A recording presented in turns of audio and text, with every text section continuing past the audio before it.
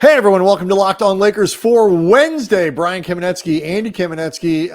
Anthony Davis is hurt. How long has he been injured? We'll talk about that next.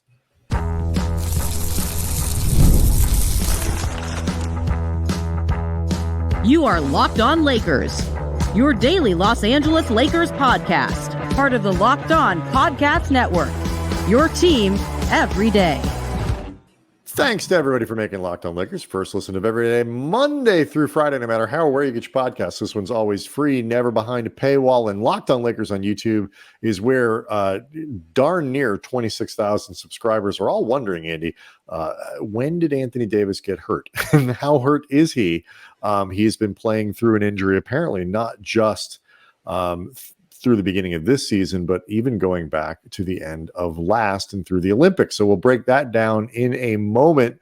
Do want to let everybody know that today's episode is brought to you by Game Time. Download the Game Time app, create an account, use the code LOCKEDONNBA for $20 off your first purchase. So Davis, Andy, who was limping noticeably throughout much of the loss on Monday to the Pistons in Detroit, is listed as questionable for tonight's game against the Grizzlies, the final game of the road trip. The Lakers hoping to avoid returning home under 500. So they need to win this one to stay above water.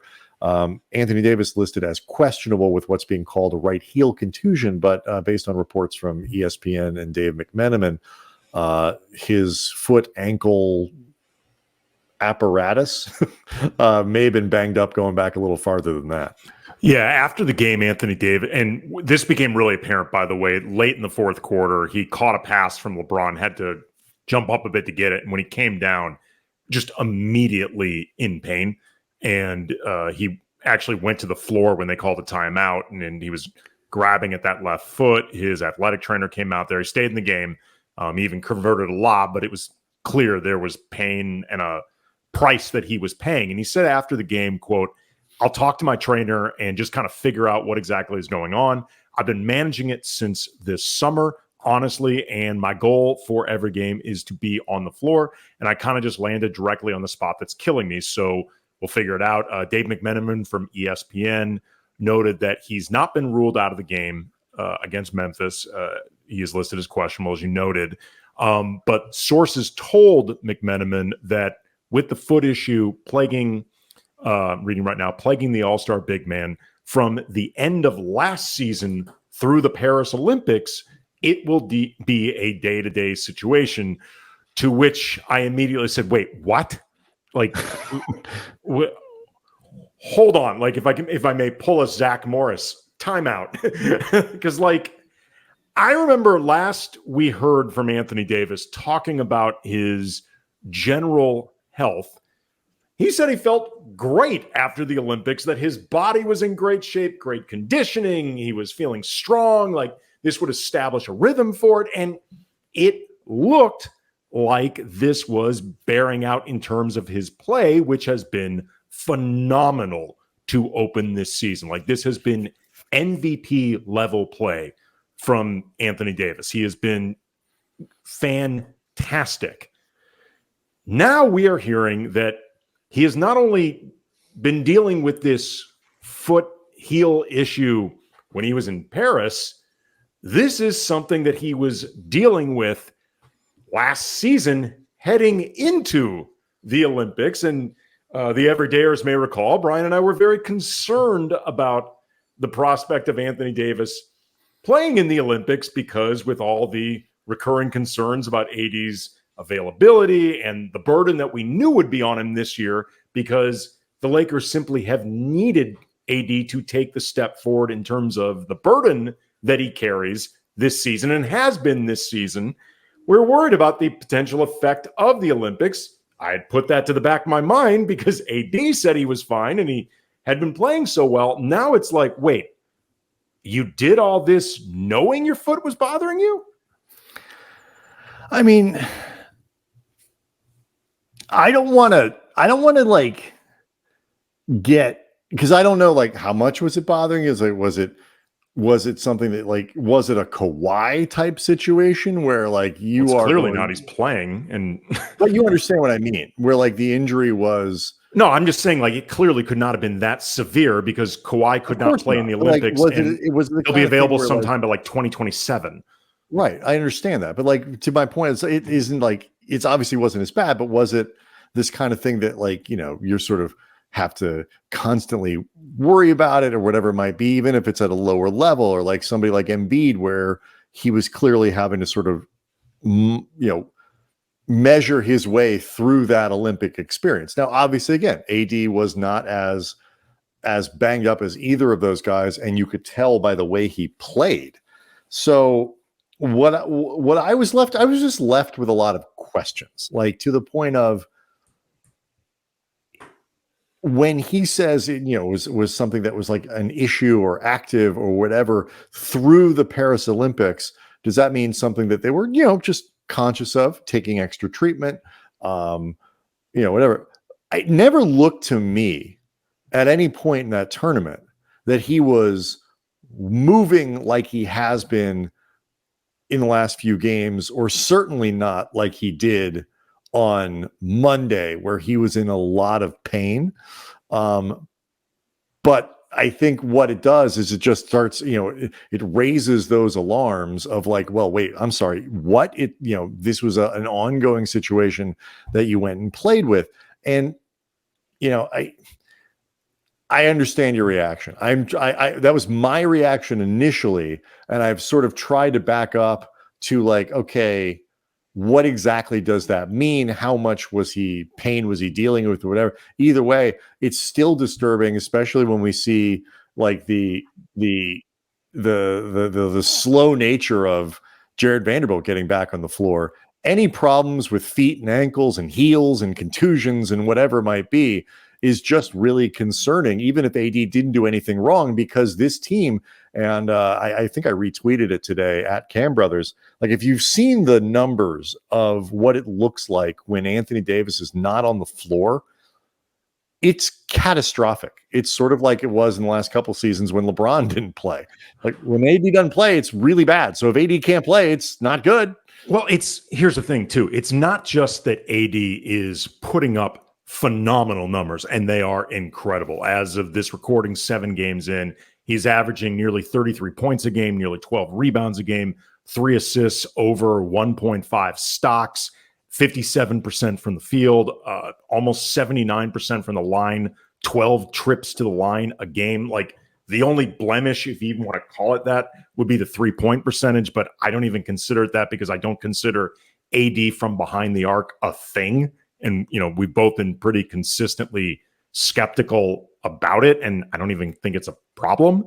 But also, too, AD is leading this team in field goal attempts by a wide margin, like almost a little more than 4 per game over LeBron, about 20 versus 16.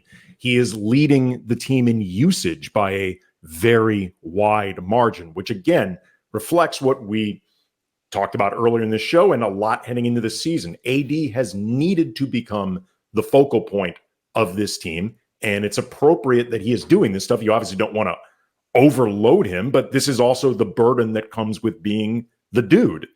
But to your point, if he's not there playing at this level and all this stuff runs through him anyway, yeah, there's going to be a massive drop off and problems to deal with for the team.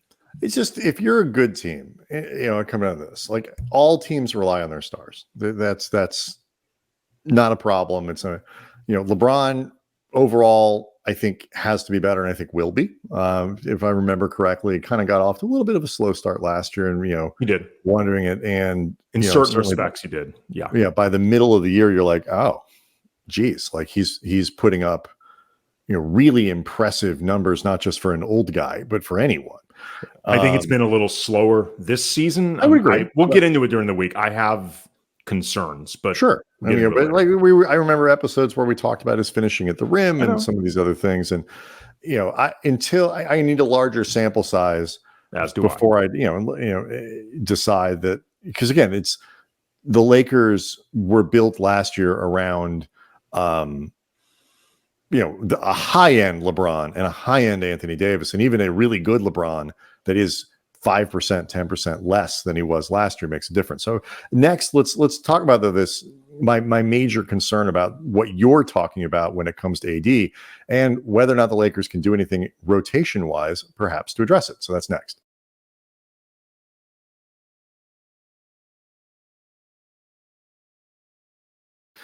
Locked On Lakers is brought to you by Hims, guys. We all understand sometimes intimate moments, they happen spontaneously, and you always want to be ready to go so you can perform when it is required. Hims provides access to treatments that can help you stay ready and last longer, giving you the boost of confidence you need so you can be ready whenever the mood strikes. Your sex life is important, but your schedule's busy. You don't have the time to go to a doctor's office to get treated for ED. And through Hims, you can get personalized ED treatments without stepping foot outside your door. So you get the privacy you want, the security that you want, and you can take care of things that are really important to your life. Start your free online visit today at hims.com/lockedon. That's HIMS.com/lockedon for your personalized ED treatment options. Hims.com/lockedon. The products mentioned are chewable compounded products, which are not approved by or verified for safety or effectiveness by the FDA. Prescriptions require an online consultation with a healthcare provider who will determine if it's if appropriate. Restrictions apply. See website for details and important safety information. Subscription required. Price varies based on product and subscription plan.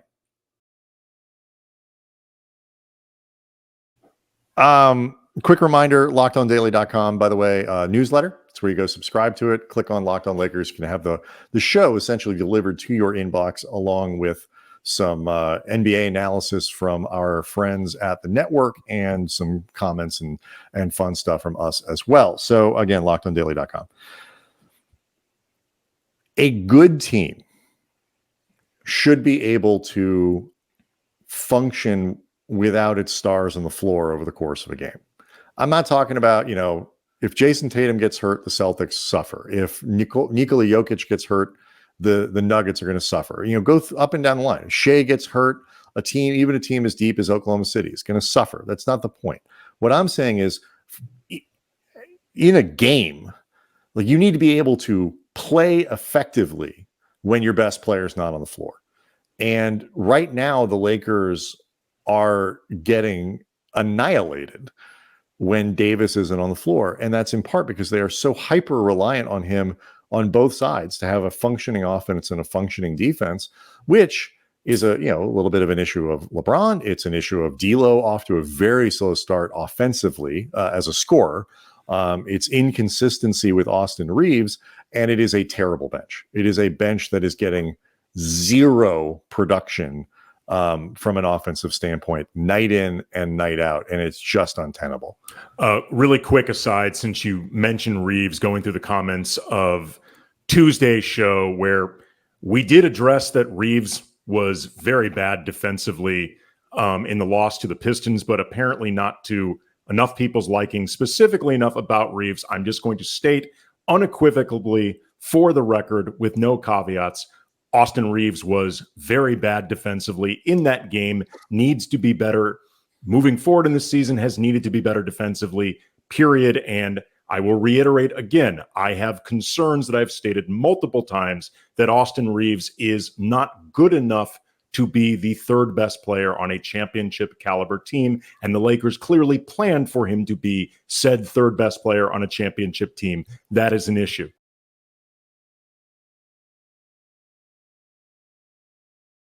Moving forward, this concern with Anthony Davis and what happens when he's off the floor, it gets exacerbated by all the factors you brought up, but also, too, that they have nobody available to even do a poor man's version of Anthony Davis.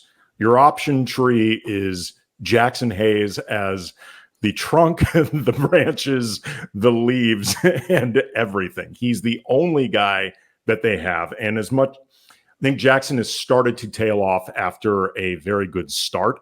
But either way, there's only so much you want to be playing Hayes, period, because both of us feel like the returns are going to be limited.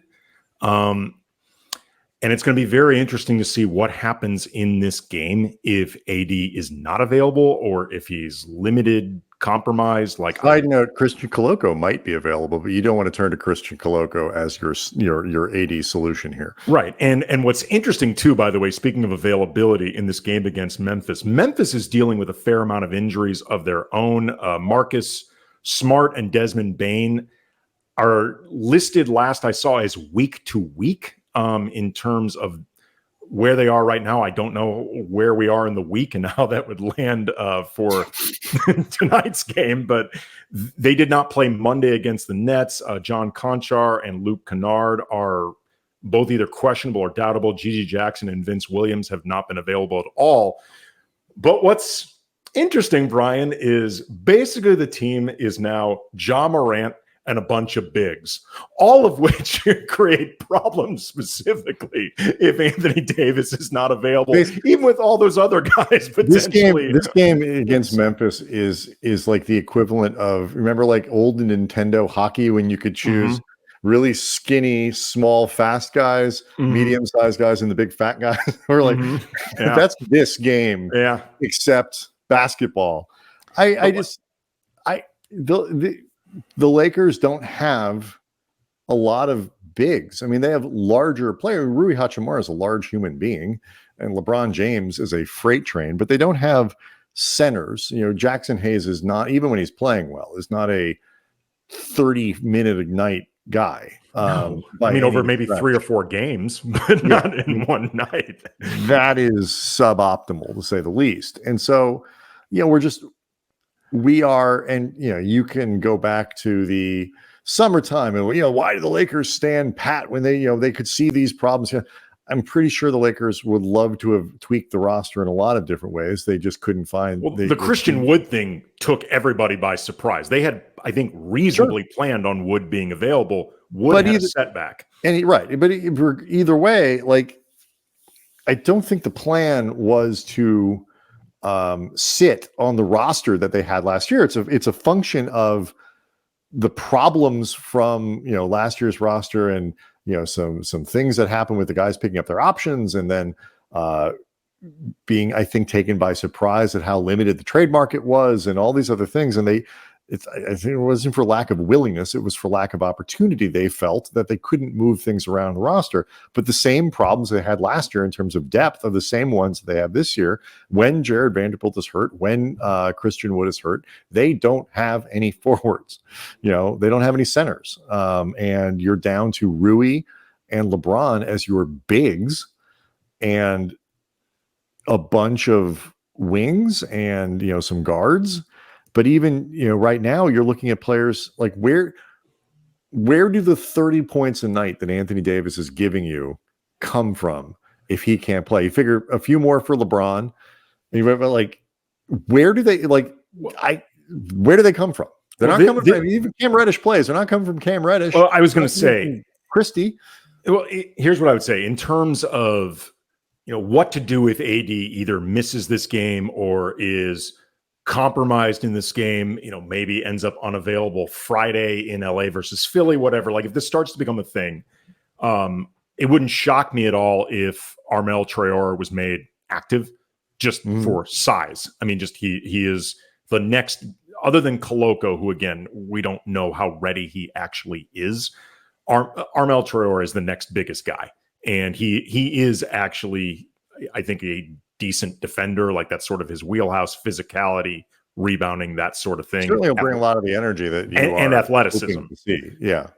I think Reddish, we were going to talk about the rotation. I think there's a very good chance that Cam Reddish is going to be getting, if not all of Max Christie's minutes in this game, a big chunk of them, maybe some of Gabe Vincent's as well. Like, I think they're going to be looking, especially if AD is compromised, to bring in some type of defensive offsetting.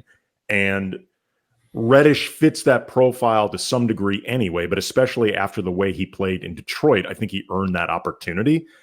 I also think, though, if from what you were talking about, Brian, in terms of making up for the points somehow, JJ needs to start playing Dalton Connect more. Like, he just needs to start giving Dalton more minutes. JJ entered this season talking a lot logically about needing this team to take more threes. And this was a drum you and I both beat a lot last season. They do. They are still right now, not just 30th in the league in three-point attempts, they're taking fewer than last season. And when you look at guys who could do this, Dalton Knecht is first on the team among players who play actual minutes in three-point attempts per 36 minutes.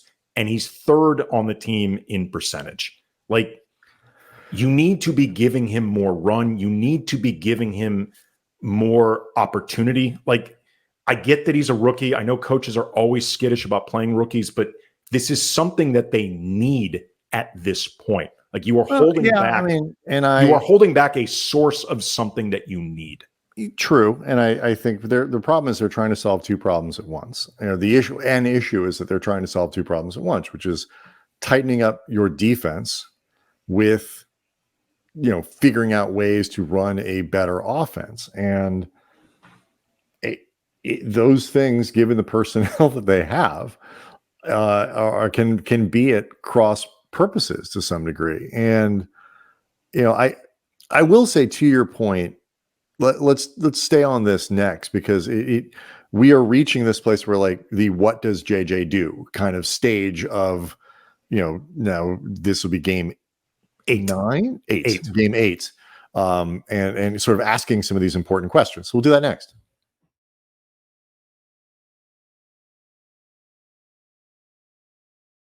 Locked On Lakers is brought to you by Built Rewards. Listen up, renters. Look, I'm a renter. You get stuck feeling like you're in this loop of rent payments, and it feels like the money is kind of vanishing into thin air. And you want to turn that rent game around and start earning rewards based on paying your rent.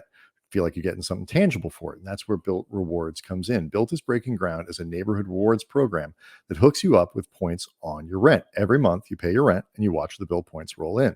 You use points to jet off on a dream vacation, perhaps. Put your points toward a flight or a hotel stay with over 500 airlines and 700,000 hotels and properties.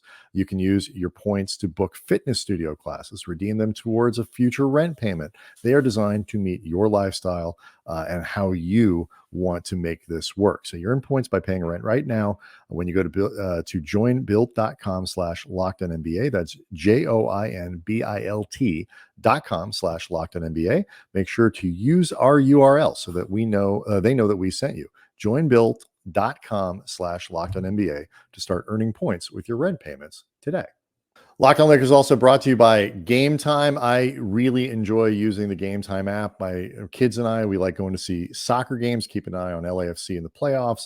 And what we like to do a lot of times is just kind of keep an eye on tickets, watch them throughout the week. And if it turns out we've got a Saturday free or whatever the game is, and we can go, we snatch up some tickets and we get going. We've used Game Time to get stuff with my daughter, like, Disney on Ice and Bluey on Ice and lots of things that happen on ice.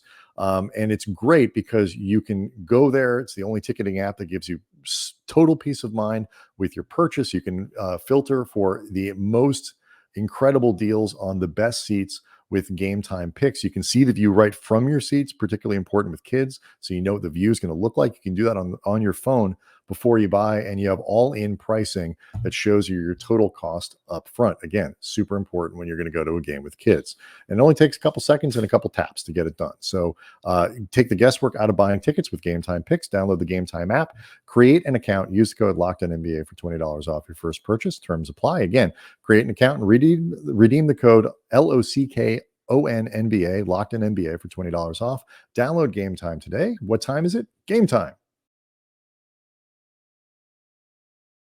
One of the things that the Lakers, I think the best way for the Lakers to fix their defense, sort of the point that you're making about connect and more time. I think probably the most, you got two options. Well, you can see if Cam Reddish can help you, which I think will give them a little bit of a boost, at least in the short term. It's sort of what happened a little bit last year. Or you can figure out ways to make your offense operate better so that you are not getting hammered in transition opportunities. You are not bleeding those points in that way. The Lakers part of the reason guys like Alex Regler, who was very astute in noting this before the Pistons game, were like, the Lakers have a problem with teams that can get out and run, that push the pace and move in transition, because it's the worst transition defense in the NBA by 10 miles. Picking up where they left off last season. This is where the Pistons thrive. So they need to same thing with the Raptors, for that matter, in Friday's what could have been a crap the bed loss. They need to figure out how to avoid that. And that means better shot selection. I was critical of D'Lo, for example, for some of the choices that he made in the game in Detroit. But you need to see the ball going through the basket more. I don't know, like the glass crashing, whether that's helping or hurting in terms of your transition defense. If it's keeping you on the other end, they need to take and make more 3-pointers. It's just, there's a lot. They went from like kind of cooking a little bit to looking pretty dysfunctional pretty quickly. The road will do that to some degree, but it shouldn't to that much. There was a tweet that we saw, or that I saw, I imagine you did as well, from Cranches McBasketball, Tim_NBA, friend of the show, does a lot of tracking of set plays across the league, tracking what different teams do. And specifically, he hones in on the Lakers, co-host of the Lakers Exceptionalism podcast. And he tweeted out about the Detroit game.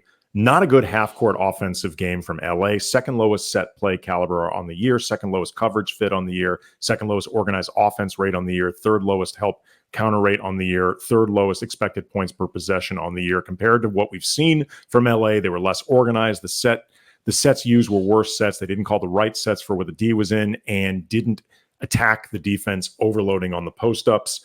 That has a team lineup and player impact. Guys' lineups played worse. And this gets to something that we talked about during Tuesday's show, just about the idea of being disciplined enough to do your stuff. And especially when you are up against a team like Detroit, where based on the body language of this team in the first half, you may have walked in thinking you could half-ass it and still get a win and still control the game. That leads to your focus on the court. And that leads to the amount of patience and discipline. Like we saw earlier in the year, the Lakers would run the same play over and over until a defense could figure out what to do with it. And I think over the last couple games, there's been much less discipline. And, I'm not going to pretend that I can identify everything at the level that Cranges can, but I can tell what looks like it's happening with purpose versus what seems to be aimless and rudderless. And the last few games have felt much more aimless and rudderless. And frankly, that was a problem last season. And that was something that JJ Redick talked a lot about wanting to fix, that this team last year, when they ran set plays, were often very good. And when they fell into freelancing, they were often very bad.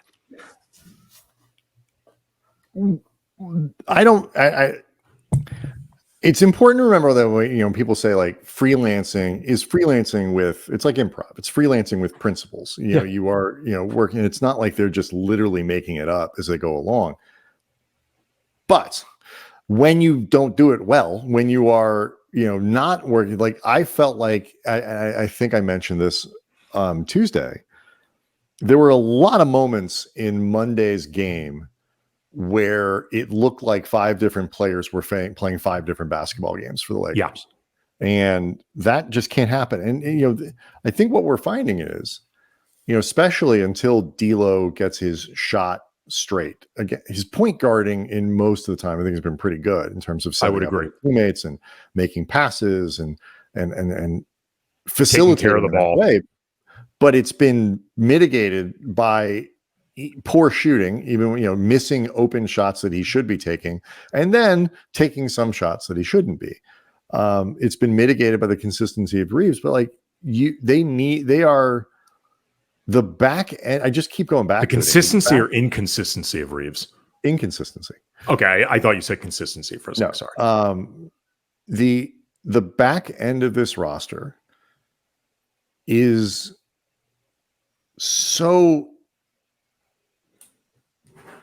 it has so little impact offensively. As much as I thought Reddish played a nice game but like between him, Vincent, I think it was him, Vincent, and Christie, you got a grand total of 0 field goal attempts. Neither of them shot the ball.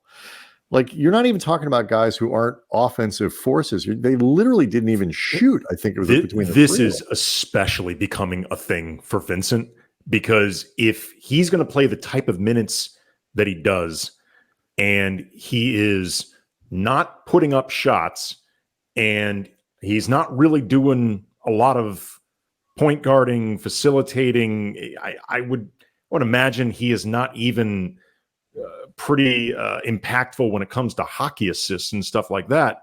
You got to defend at an all-world level to justify being on the floor, because, Gabe is a smart player. I think he's reliable. I think he follows the game plan to a letter. I get why Redick likes him, but he's not somebody that he doesn't bring a ton else to the table. Like, if he's not scoring, he's going to get you 7 rebounds, or, he's too small for a lot of that. Not for a lack of effort, but there are physical limitations for Vincent that even Matisse Thybulle takes 5 shots a game. Right. Yeah. I mean, and I've said before, I think either Vincent is extremely uncomfortable in his role, they cannot land on what they want from him and define it, or both.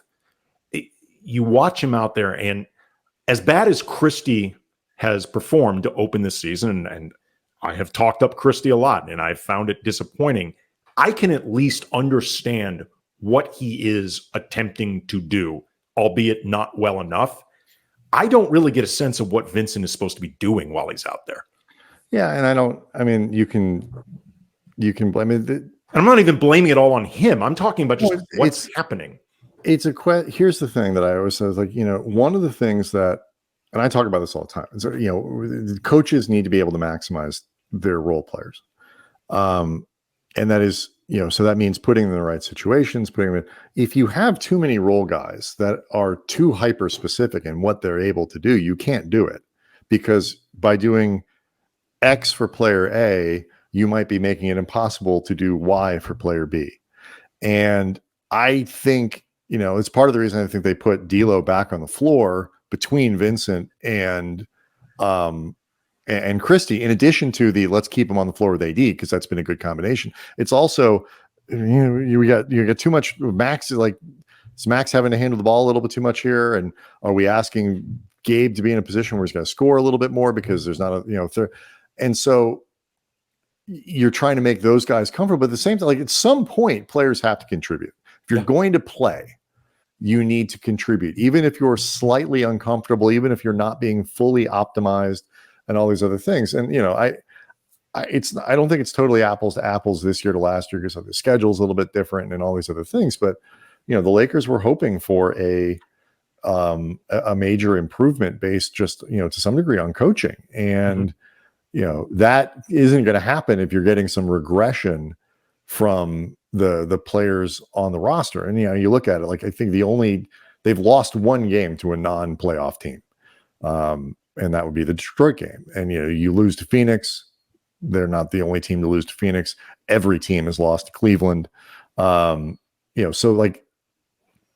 I'm not panicked necessarily by that, but the trend, they've not played well on the road trip.